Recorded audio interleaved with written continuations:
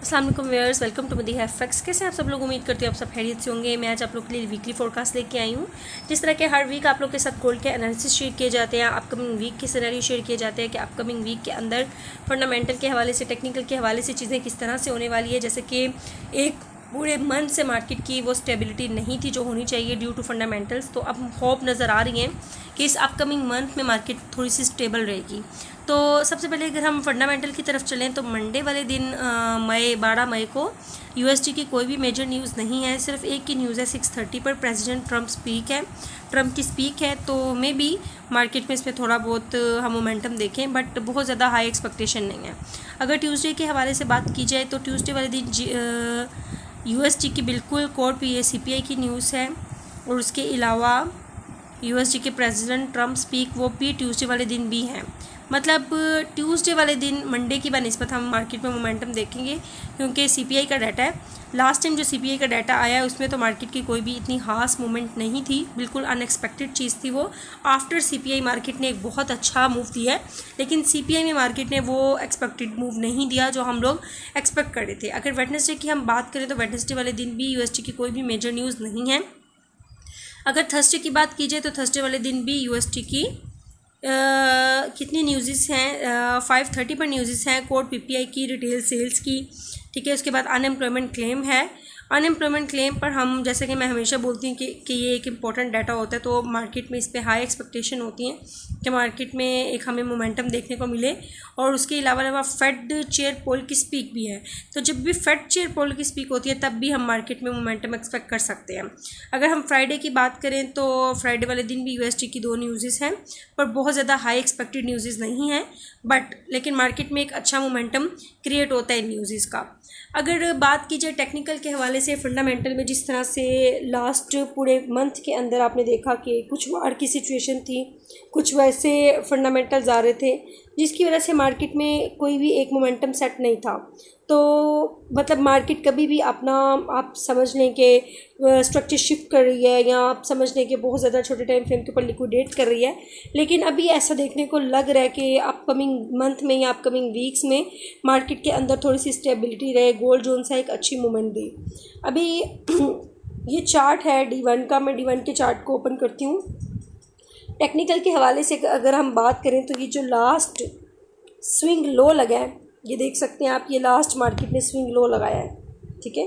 ये भी इस चीज़ को इंडिकेट करे कि मार्केट यहाँ से, क्योंकि जब भी मार्केट के अंदर बड़े टाइम फ्रेम के ऊपर स्विंग लो या स्विंग हाई लगता है तो उससे भी मार्केट की एक्सपेक्टेशन काफ़ी हाई होती है कि मार्केट उस डायरेक्शन में मूव करेगी।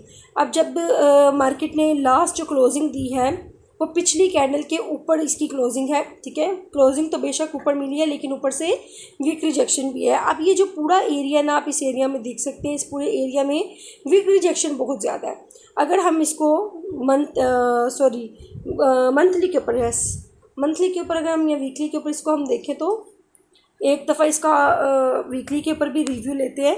ये देखें, वीकली के ऊपर अगर हम इस कैंडल को देखें तो ये कैंडल काफ़ी ज़्यादा नीचे से वीक रिजेक्शन हमें मिली है देखने को, क्योंकि ये बहुत ज़्यादा स्ट्रॉन्ग वीक है, ठीक है।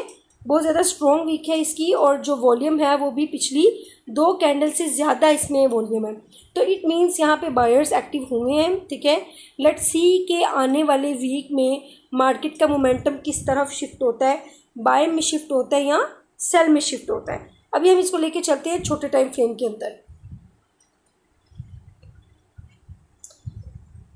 H4 में देखा जाए अगर, तो ये मैंने H4 का चार्ट ओपन कर लिया है।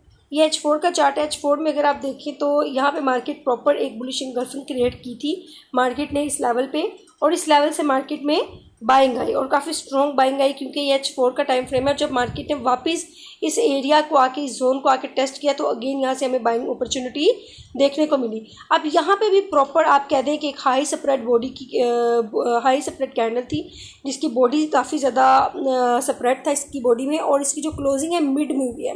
और वेरी नेक्स्ट कैंडल जोन सी है, अभी ये दोनों कैंडल्स इस पिछली कैंडल की बॉडी के इनसाइड कैंडल्स हैं, ठीक है।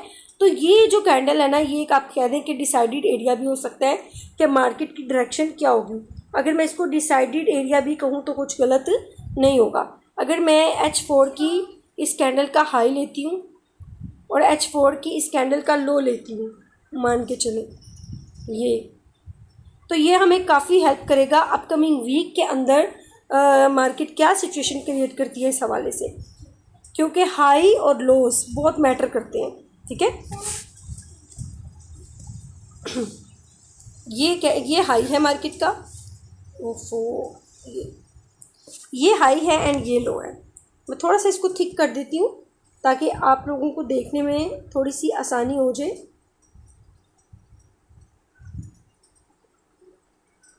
ये अब ये H4 का हाई और लो है। ठीक है, H4 की जो लास्ट हम जिसको CRT कैंडल बोलते हैं। ठीक है, अगर आप में से बहुत से लोगों को CRT आती है या CRT का कॉन्सेप्ट पता है तो उनको समझ आ जाएगी। अगर तो ये CRT कैंडल है तो फिर मार्केट को इसके लो की लिक्विडिटी को टारगेट करना चाहिए था। ठीक है, लेकिन मार्केट ने ना ही इसके लो की लिक्विडिटी को टारगेट किया ना इसके हाई की लिक्विडिटी को टारगेट किया है। मतलब अभी मार्केट इसके अंदर है, इस रेड कैंडल के अंदर अभी क्लोजिंग हुई है। अब मंडे वाले दिन एक्सपेक्टेड हो सकता है कि मार्केट अगर इसके इस रेजिस्टेंस के ऊपर, इस कैंडल के रेजिस्टेंस जो कि प्रॉपर SNR लेवल है, पीछे मार्केट ने इस एरिया पे सपोर्ट ली है तो ये आगे आके रेजिस्टेंस बन गई है, तो ये SNR लेवल भी है प्रॉपर, ये एक डिसाइडेड एरिया था।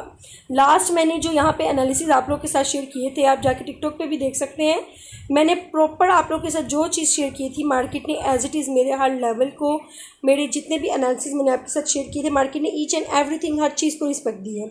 अब अगर मंडे वाले दिन या अपकमिंग वीक में मार्केट जब भी इस लेवल के ऊपर, इस रेजिस्टेंस के ऊपर क्लोजिंग देती है तो हम दोबारा 3258 के एरिया को एक्सपेक्ट कर सकते हैं।